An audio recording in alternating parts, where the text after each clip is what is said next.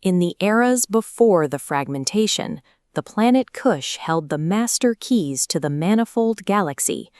Its society was governed by the architects of the Trinity gods, a high-level logic known as Set 10. These architects maintained an advanced network of trade channels, a cosmic highway that allowed for transit between entirely different galaxies. This diagram illustrates the pressure of the churn, the relentless force of rival empires closing in from the deep galactic void. These dark geometric vectors represent the hostile factions attempting to seize Kush's highway and collapse the existing trade routes.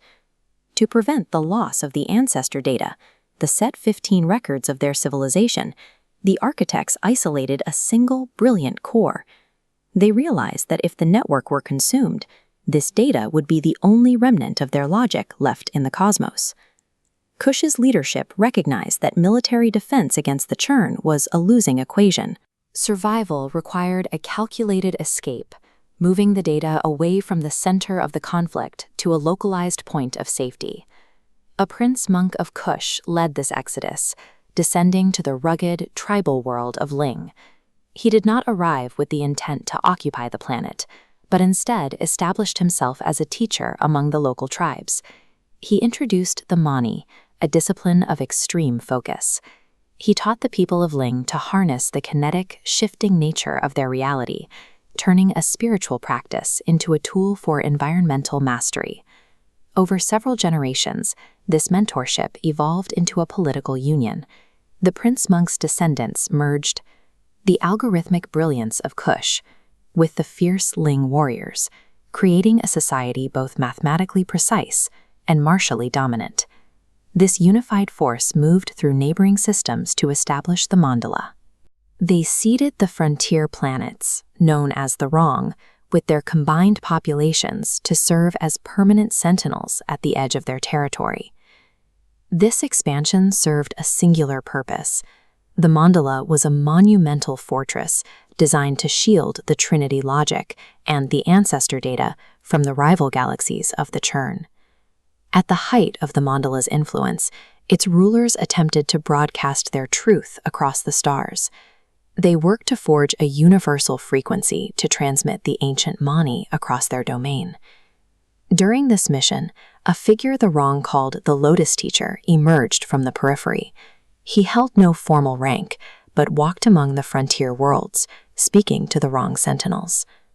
The Lotus Teacher showed the Wrong how to temper their aggression, showing them how to apply the focus of the Mani to their combat skills. Under his guidance, the frontier warriors evolved into disciplined warriors of peace. He used these teachings to highlight a structural flaw in the empire.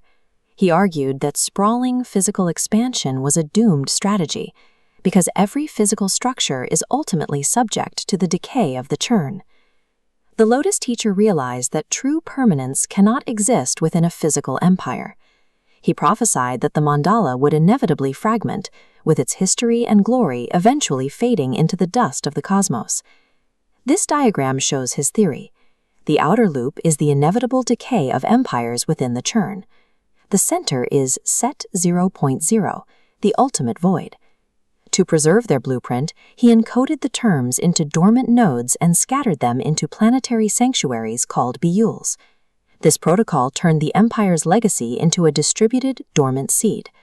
Rather than a fortress that could be breached, the mandala's knowledge became an immortal record waiting for the churn to subside. Eventually, the Lotus Teacher's prophecy was fulfilled. Internal decay and the constant, relentless pressure of rival galaxies caused the massive Mandala Empire to physically crumble and fall apart, ending the grand alliance between Kush and Lyang. The cosmic trade routes collapsed, leaving the surviving systems isolated.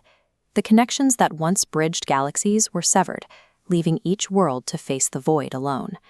As the mandala was swallowed by background radiation, the galaxy entered the Great Silence. For eras, systems remained separated, the alliance lost. Intrigued, in the present cycle, we find Mayal Yang, a rock in the cosmos that has remained isolated for millennia. To a casual observer, it appears to be a dead world, unremarkable and abandoned. A group of observers known as agnostics live there now, methodically mapping fragmented pieces of data left over from the old world, in an attempt to understand their history. While mapping the planetary core, the agnostics detect an impossible resonance. Deep beneath the surface, a signal is pulsing with a highly structured artificial frequency. This signal reveals that Mayal Lyang is more than just a forgotten frontier world. The core of the planet is active, housing a technology that has been dormant since the era of the mandala. The core's resonance aligns perfectly with the Kush mathematical ratios. The erratic seismic waves match the symmetrical Trinity logic. This identifies Mayal Lyang's true purpose. It is a Beyul frontier world, a planetary storage device for the ancient blueprint of reality.